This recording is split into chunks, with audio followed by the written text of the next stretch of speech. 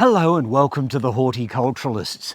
I'm Stephen Ryan. And I'm Matthew Lucas, and we do post a video every Friday, so do hit subscribe and the alert button if you want to know what we're doing next week. And don't forget, we also do Monday Shorts. So if you've got a burning question that you'd like me to answer, put it in the comments below and at some point we'll get around to answering it for you. But do make sure you put where you're from so that I've got context and it does help me answer your questions. Yes. Now, Stephen, talking of where we're from and where we're at, we have stood in front of this beautiful, rare and wonderful climate many times before. So why are we standing in front of it today? Yet again, that's Semele androgyna, Yep. and it's a native of the Canary Islands and Madeira. And we're standing in front of it because today we're visiting Madeira. Oh, wonderful. There you go. What were you there for, Stephen? Well, I was leading a tour for Australians studying abroad, a Yep. tour company I work with. Yes. And we spent 3 weeks travelling around Madeira and the Azores. So really, was it about gardens or wild plants? It was a little bit of each. There's a limited number of man-made gardens in Madeira and even fewer of them on the Azores. But there's a whole range of endemic and fabulous plants that grow there. So it was a mixture of gardens and natural landscapes, looking at the beautiful volcanic lakes and the mountains and all of that fabulous stuff that those islands have to offer. Which I wasn't invited to, but never mind. Oh, well, you know, maybe another time. Next time, I'll just have to buy my ticket. So, if you're interested in participating or going on any of these tours, we'll put the link below. You don't have to be an Australian or in Australia. You can join the tours wherever. Yes, exactly. And the company I work for does tours all over the world, and they're not all horticultural tours. They do architecture and all sorts of other things as well. So it's worthwhile going into the website and having a look. There you go. We'll put that link below. Madeira. So, Yes. I will just drop a map image now, but give us an idea. Where is it All right. geographically? Well, Madeira is a small cluster of islands in the larger island groups known as Macronesia, which includes the Azores and the Canaries as well. It consists of two basic islands, but one of them is not populated. So the large island of Madeira is out in the middle of the Atlantic Ocean. It's off the coast of North Africa, but it's actually part of Portugal. And I guess too, it's famed, for Madeira wine, Yes. fortified wine, but also because it was so isolated for so long, all of its endemic flora and fauna. Yes, it grew a lot of interesting plants. It didn't actually grow terribly many animals, though. The only native mammals on Madeira and the Azores are, in fact, bats. There are no other native mammals. There's lots of marine ones, of course, but there's no native land mammals on Madeira or the Azores. Interesting. Well, I think without further ado, let us take a trip to Madeira. Well, Stephen, the sun is shining. Yes. We're in front of this lovely Canary Islands and Madeira native plant. But again, so we now know where it is. It's in the Atlantic. But tell us about the climate. All right. Well, because they're smallish islands surrounded by an awful lot of sea, their climate's quite mild and equitable. They rarely, if ever, get frost, even up on the higher hills. So the temperatures don't go down to very low temperatures.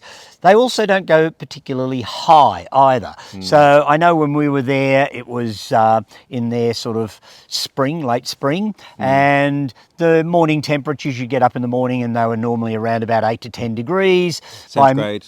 Centigrade, sorry. And by later in the day, it might have got up to 23, 24 degrees, but rarely much higher and rarely much lower. So a very gentle climate in which to grow things. All year round? Pretty well. Is there like a seasonal difference much? Yeah, there's not a hugely seasonal difference in these places because of the Gulf streams that run around them. So they're fairly mild all the time. They have a slightly cooler period and a slightly warmer one. They have a little bit more rain at certain times of the year. But generally speaking, the climate is ideal to grow almost anything you want. My goodness. But now, you mentioned rainfall a little bit, but what was really curious in the footage that you took, and thank you for sneaking that footage, Stephen. Oh, well. And keeping your fingers off the lens this time. Yeah, I try.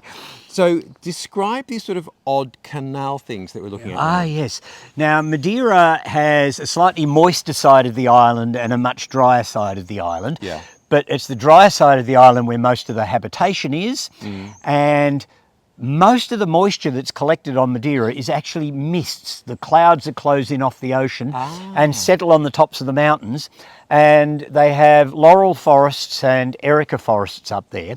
And most of the water they collect is actually from condensation on the foliage of the plants that drops to the ground and then is collected in these canals, which they call levadas. And they started doing them in the late 1400s, so the levadas have been in existence for a long time. And they have levadaderas, the men who look after the levadas.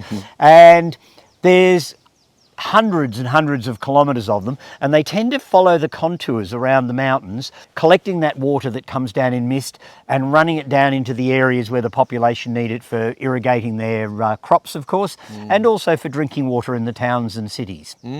So on this footage, you can see sort of water running down those ferny embankments and then being captured in those canals. So then is it fair to say that the actual rainfall isn't that high? Not on Madeira, no. It's not really high. But it's a very moist island. Oh yes, interesting. It's a land of moss and ferns and dark forests and so forth. Of course, a lot of it since the 1400s has been cleared for agriculture and other sundry things, but they're still holding on to some very important patches of laurel and erica forest, which is unique to the Micronesian area. The only other place you see similar forests is right over in Asia.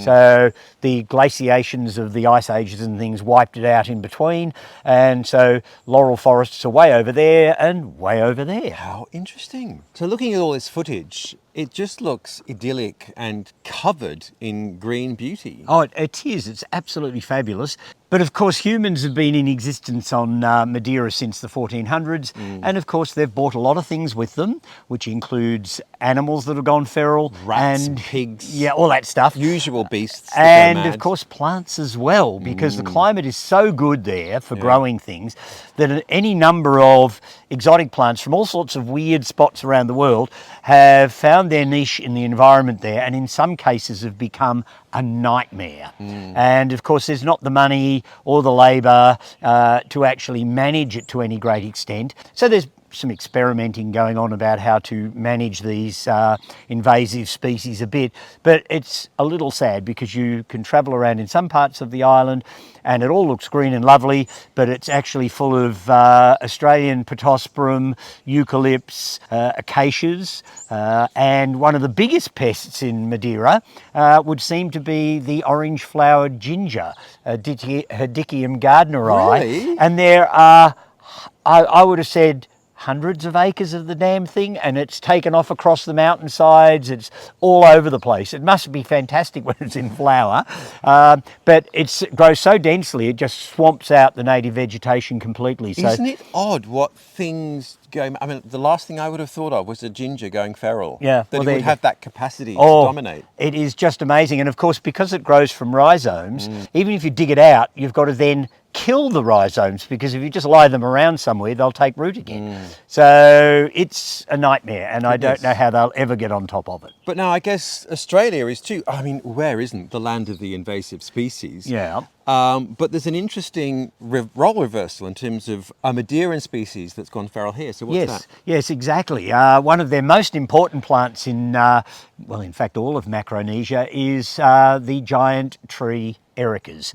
Erica arborea and its ilk. There's about 3 or 4 species and they're all somewhat similar. Flower colour's slightly different, but the foliage looks much the same. And they're very important in their mountain areas because they really do collect an awful lot of condensation. And in fact, we were walking down one of the paths one day and the mists closed in, and every time you walked under an erica, you got wet. So it was just quite literally grabbing that water and taking it out. What an interesting adaptation for collecting water. Anyway, but yes, carry on. Yes, so anyhow, great plant to see in the wild and a really important and interesting plant in situ. But unfortunately, Erica arborea has become something of a thug in Australia. So we've had the reverse issue happen. But I'm curious about that because it is feral in lots of areas that are a bit drier. Yeah. So given that it captures all this moisture from its canopy and drops it, so it obviously is in a moist environment, How's it managed to go so well in our country? I don't know. It just seems to be adaptable enough to manage in much drier climates than the one it's in at home. Keeping in mind, of course, that most of the water it captures is from mists and not rain. So in some ways, it's actually a comparatively dry climate, and maybe the root system is a bit drier further down in the ground. Maybe a lot of that moisture just travels straight across the surface. I don't know. And I only know about this because reading a lot of British gardening books, particularly, that particular tree, heather, is often used in landscaping in Britain. Yeah. And I Googled it to think, oh, that looks beautiful. And there's like all these warnings in each state, like, this is a weed, you cannot grow it. Yeah, exactly. Which surprised me. Yeah, well, and I might add, there's always some people who love and some people who hate. You'll often see bunches of that erica for sale as a cut flower in Australia, so it's often used in floristry, and I'm sure the beekeepers would like it because it would be another plant that bees would enjoy. So one person's poison is another person's meal, I guess. If you're a bee, particularly. Yes. Now, I guess I'm curious, because it's such a perfect horticultural landscape or environment, climate, why aren't there more gardens and gardeners there? Well, I think there have been over a period of time, but it's a comparatively small area. Kind of in the middle of nowhere, too. Well, it is, although having said that, Madeira is very popular with European travellers because it's part of Portugal, it's still part of the EU, you can travel easily to get there because of its equitable climate, it's a nice place to go for holidays. So a lot of people from Europe come down to Madeira to spend their holidays, so certainly large parts of it are taken up with tourist activities, so you can go walking. The levada is actually one of the great walking aspects of the country because it's reasonably level, so you can walk for miles and miles along the levadas, and people come just to go trekking. And you know, I guess there just hasn't been the population for gardening as a major pursuit to have taken off like it could have done in other parts. So people tend to live in the large towns, in smallish gardens if they've got a garden at all, and the rest of it in the countryside is more about farming and agriculture and so forth. Fair enough. Now, probably, I don't know, maybe a year ago, Rachel at Gardening Influencer made a film on Madeira because she visited an orchid nursery. Yes, and funnily enough, we did as well. Hurrah! Yes, Quinta de Boa Vista Orchid Nursery in Funchal, which is the capital of Madeira. Funchal, by the way, comes from the term in Portuguese for fennel. Oh. There was a lot of fennel growing there, apparently. So we visited this orchid garden / nursery. It is actually a commercial nursery as well, so they sell plant material. It's the second generation. The gentleman that runs it, his parents started it, and it is a remarkable place with a huge diversity of orchids. Well, you can see from some of these pictures, there's like a mix too. So there are Cymbidiums, there are Cattleyas. You can see here Dendrobium loddigesii, which is a Himalayan orchid, which makes sense. It's loving life there. Paphiopedums, all sorts of things. Epidendrums, growing, many of which like quite varied climatic conditions, but all seem to be loving life. Now, just for me, for my sake, what was the roof covering? Now most of the area was covered in a perspexy sort of fiberglassy sort of roof there, because he likes to control his watering. Yes, that was the main thing. As you need to with orchids. However, so saying, I'm quite curious to see so many of these orchids sitting in dishes of water, like serious water in those dishes. Yeah, well, I found that a little bit weird as well. And we did ask, and we were told that it didn't matter because most of the orchid's roots were in the top and virtually sitting on the surface. I don't quite understand how that then allows you to sit them in a saucer of water, but he did have quite a number of them exactly that way. Curious, because generally the easiest way to kill an orchid is by overwatering it. So anyhow, it seemed he's a to professional. work. Yeah. Who am I? Yeah. Well, and look, I guess you tailor your growing conditions to your environment to an extent, and just maybe in his specific environment, this is actually a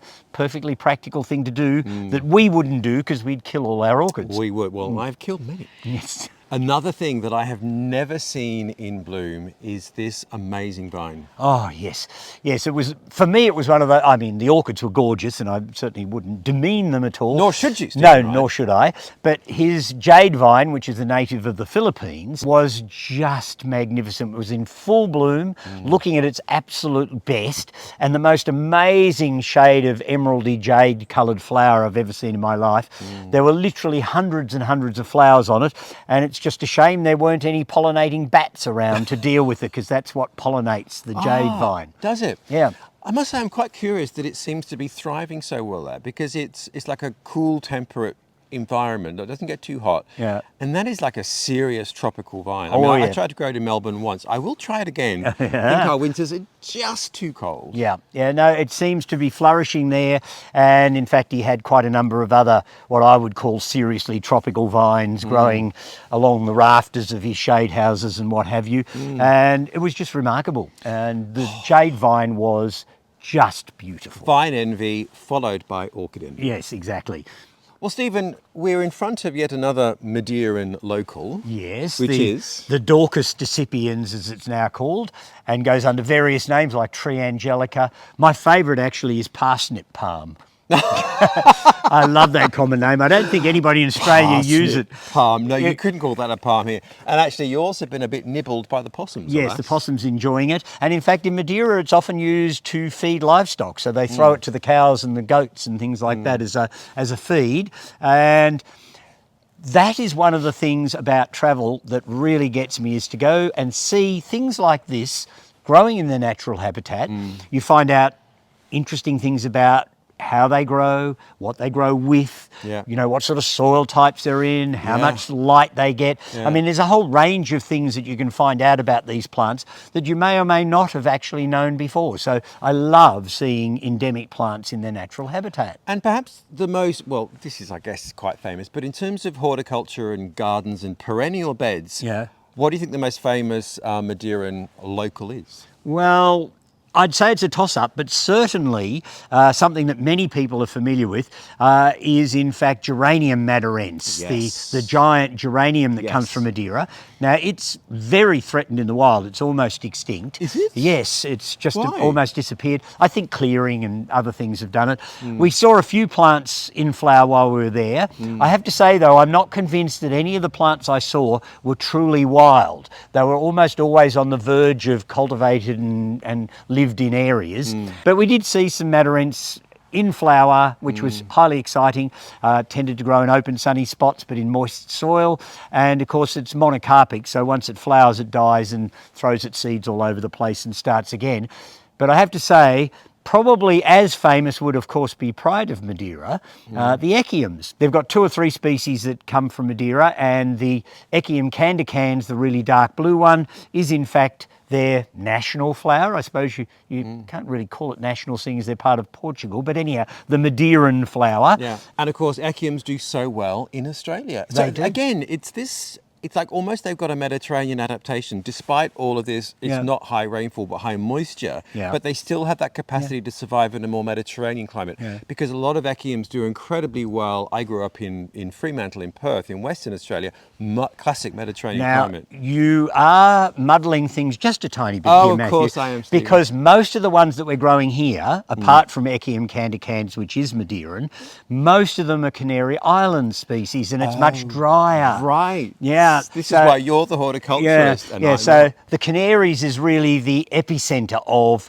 the Echium epicenter. Yeah, exactly. So, and of course it's much drier and much more Mediterranean in its climate, and so a lot of the Echiums we're growing here in Australia are in fact from the Canaries more so than Madeira. But you've got the Madeiran one at the back, haven't you, candicans? Yes, there's some of it growing out the back, and my neighbours have got it around us. And yes, it's a commonly grown, somewhat old-fashioned garden plant here in Australia. So, and it does lightly self-seed itself around. So I guess like Patterson's curse, which is also an Echium plantaginea, it could go a little bit feral. So you do have to keep your eye on some of these plants. Things that are adapted well to your climate have also got the potential to go outside the garden and become weedy. What else did you find, Stephen? Well, a plant that really fascinated me, and again, it's one of those genera that has its species in Madeira and also in the Canaries, and also in mainland Europe, is a funny little genus called Globularia. And I'd known it from childhood as this funny little tiny mat-forming alpine plant from the Pyrenees and the Alps and wherever else it might grow.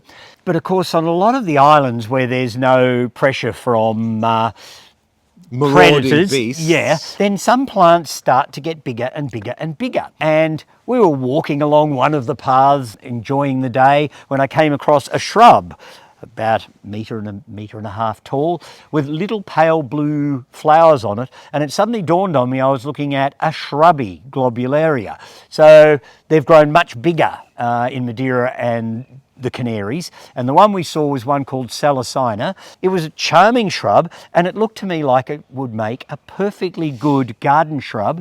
But I know one of the Canary Island species is here. I don't think the Madeiran one has made it into Australia, but charming little shrub. So that process is called what? Gigantism. Gigantism. So that's quite common, like Chatham Island here, south of New Zealand, has giant versions of smaller plants. Yeah, and it happens all over the world. I mean, you go to almost any island and you will find larger versions. Big things. Big things. And certainly the Canaries and Madeira do a lot of that. Now, Craig and I were walking along a levada very early in the tour, and we'd actually walked out, and I was walking back, and for some reason or another I was a wee bit ahead, and I saw this plant growing up on the bank, which I hadn't noticed on the way out. And I looked at it, and I thought, I don't know what I'm looking at. Which is always fascinating to me when you've come across something that you've just got no idea what you're looking at. And I guess if I was going to describe the plant, I'd say it looked like a dwarf evergreen version of perhaps a Solomon seal. So I thought it might have been, well, I didn't think it was, but I thought, well, that's what it looks like. Anyhow, I put the scratching aside and kept walking, and then found another one in fruit. And it gave itself away at that point in time. It had bright red berries on it, and they sat under what I'd assumed were the leaves. But of course, they weren't leaves, they were cladodes, so they were modified stems, and it actually was a species of Ruscus. Now, it's only a small genus. I think Ruscus has only got about 7 or 8 species in it. And I've always grown 2 or 3 of them, and they've regularly shown up in our videos. And it had just never dawned on me that Madeira might actually be holding an endemic species in that genus. And so, of course, a bit of research was then immediately done. I found that I had actually stumbled upon Ruscus streptophyllus, and I can't tell you just how exciting it is to meet a plant in a genus you didn't know existed on an island just by happening upon it as you walked along, and then having to do the research to work out what the hell you were looking at. Will this pleasure never end? It was just one of the highlights for me of the trip, something completely unexpected, and I saw this plant that I now lust for. So was that the Madeiran highlight for you? It sounds silly, but it probably was, not so much because it was a particularly overt plant, not because it was overly spectacular, but just because it was just such an unexpected find and such an excitement to find it. So, yes, I guess it was a highlight. There you go. And now what's this gorgeous garden? All right, well, there are a few gardens of note on Madeira. Despite us just saying there weren't. But well, no, there's not many. No, but there's not many. There's a handful of gardens that are accessible to the public, where you can go in, pay your couple of euros, whatever it is, and go for a walk around the garden. And probably the most famous of them is Monte Palace, which is a garden that dates back to the early parts of the last century and even earlier. And it's in a very steep sloping site with streams running down through it. So there's water everywhere. So there's fountains, there's waterfalls, there's ponds, and there's all sorts of accoutrements to the garden as well. There's built things everywhere. So there's structures, pagodas, bridges, amazing Portuguese tiles. Well, everywhere you go in Madeira, there are tiles, but it's more about churches, cathedrals, convents, all that sort of thing, where they've used tiles to a large extent, and also lots of gold. I guess too, what's curious is just seeing so many tree ferns. Oh yes, because the climate suits them. There's lots of water. It's cool. There's shade. The Australian slender tree fern, Cyathea cooperi, I think it's had a name change, but let's not go there, has actually gone wild. So you can actually be wandering around in a comparatively pristine forest in parts of Madeira, and suddenly there's an Australian tree fern in the middle of it all. So yeah, so the spores are floating around and it's found its way into lots of spots. I guess out of all the things that could go feral, I mean, it's not ever going to present such a crazy problem as like the gingers or pittosporum. I mean, it's just not. It just takes such a long time to grow. Yeah, exactly. Although they're one of the faster growing. Yes, Dixonias I don't think are going to quite take off at all. But yes, it's surprising when you find these plants that have actually found their niche and are perfectly happy. So there's lots of native ferns there. Oh, and, yes. you know, we were talking about that idea of gigantism. Yeah. But there's no endemic tree fern. No, the tree ferns tend to be more southern hemisphere. They didn't go crazy there. No, well, I think most of the tree ferns, probably because they're a very ancient group of plants, they probably existed in the northern hemisphere, but of course the glaciations and things that happened during the ice ages probably wiped out a lot of the giant ferns that were in the north. And I guess the biggest and best that Madeira can offer you is the chain fern, Woodwardia radicans, which can get fronds about 2, maybe 3 metres long. That's pretty big. And it arches over. It doesn't produce a trunk, but it arches right over. And when it hits the ground, a baby plantlet forms on the end of the frond, hence chain fern. Oh. So there you go. Well, another beautiful garden. Wonderful spot and a very, very popular tourist attraction, I have to say. You sent me a lot of pictures, Stephen, and whilst flicking through them going, oh, wish I was there, but wasn't invited, or didn't pay, more to the point, I did notice some things that I thought looked remarkably like one of your many obsessions, subtropical blueberries. Yes, well, in fact, Madeira and the Azores have their own species of Vaccinium. Yes. Oh. So they are true blueberries, and I believe, although they're now on the protected list, you're not allowed to tamper with them, I believe the locals still go out and make blueberry jam on a fairly regular basis. Yeah. The one I saw on Madeira was, or the main one I saw on Madeira was one called padifolium, and it's a shrub up to about 3, maybe 4 metres, so quite a large shrub, with these beautiful pale pink bell-like flowers on it. Of course, it was in bloom, so we didn't see any blueberries because that would have been later in the season. Yes, the plants just kept popping up. I saw it on a regular basis. Some were deeper pinks, so there was variation in the flowers. So there would be, I think, some chance of doing selecting of specially good forms.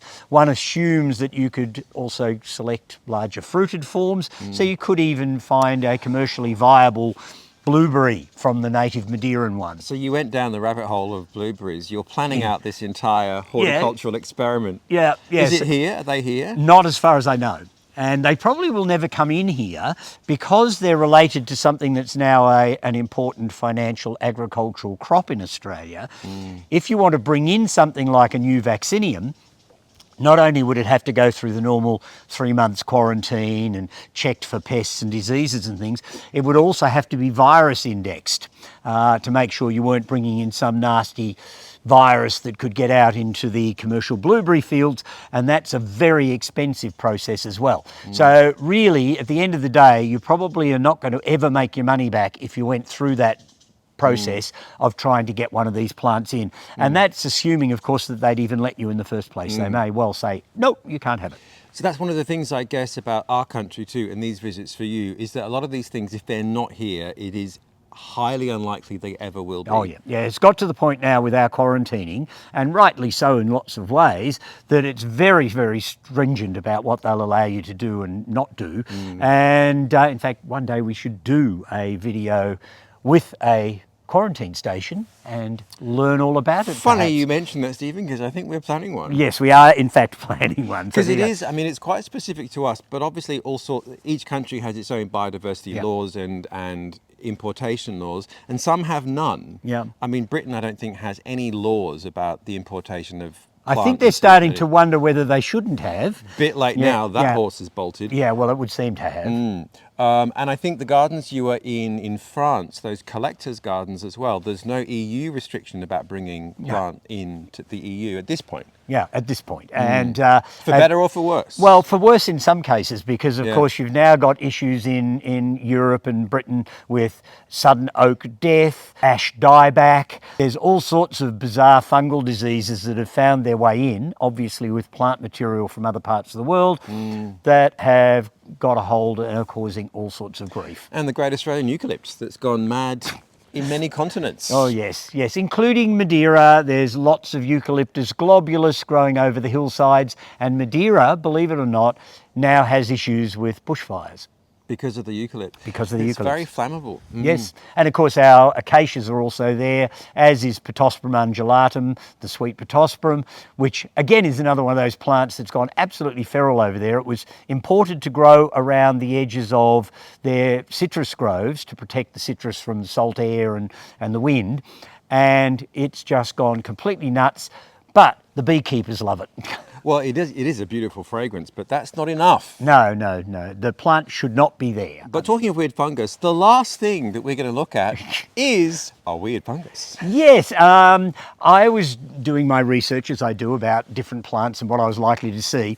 And the laurel forests in Madeira are interesting in that there's about 3 or 4 species of plants, all with evergreen, similar shaped foliage. And it can be fairly hard to tell whether you're looking at a laurel or one of the other laurel relative trees that grow in those forests. Yeah. But if you see a trunk covered in this bizarre fungus growth of the Laurobasidium, then you know you're looking at a true laurel. And so not all trees are covered in this fungus, I might add, but when you do see it, you know you're looking at a laurel tree, and it is the most bizarre and weird sort of growth all over the trunk. It looks sort of like mad aerial roots almost. Yeah, it is. It's coming a out. very, very strange thing, and so a very interesting and different sort of thing to find in the wild. And there was a lot of it about. So, and I believe it has medicinal uses and all sorts of other things in its native habitat. Like many a fungus. Yes, exactly. Well, Stephen, I've loved our meander through the levadas of Madeira, the moist forests, but so interesting climatically. That low rainfall but high available water. Yeah, yes, it's a very different sort of environment, Yeah. and I loved it. Definitely going to go back. Had you been before? No. Oh, so all these things were Yeah. very exciting for you. Yeah, it was. I mean, leading a tour when you're not actually completely familiar with the surroundings can be fun, but we did a lot of things in retrospect. You're adept at making up a quick botanic name, Stephen. Yeah, Right? I don't know that I actually did that at any given time, but yes, if you don't know what the walk is going to be like until you've done the walk, you can't sort of get people ready for things. True. But we had a lovely time and we saw lots, and as you can tell by the footage, we've seen some lovely gardens, fabulous surroundings, and some really interesting endemic plants. There you go. Now that sounds like the best sell ever. So if you do want to go on that tour or any of the others, do have a look at the website below, Australian Studying abroad. Don't have to be an Australian or in Australia or study. Yes, and don't forget too, if you're interested in rare and unusual plants, you could easily join the Royal Horticultural Society of Victoria. Yes. And become one of their members. Beware of the patron. Yeah, beware the patron who writes for the journal regularly. Yes, so if all of these rare and wonderful plants have tickled your fancy, you've got 2 things to do. If you want, join the Horticultural Society, go to Madeira in probably 2 years. Yeah, probably 2 years. We haven't actually got a date locked in yet, but they're now talking about me doing that tour again in 2 years' time. But what could we be doing, not in 2 years, but in 1 week, Stephen, next Friday?